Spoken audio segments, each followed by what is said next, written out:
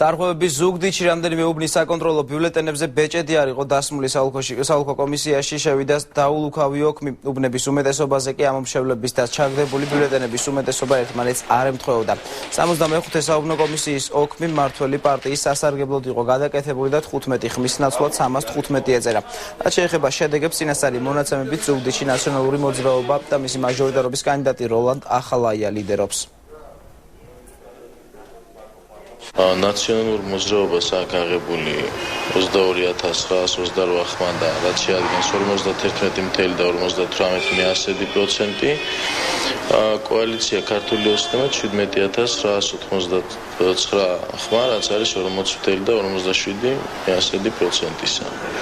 რაც შეეხება მაჟორიტარებს, როლანდი ახალაია 31.674 ხმა, რაც შეადგენს 64.4%-ისა, ირაკლი ალასანია 15.019 ხმა, რაც არის 30.27%.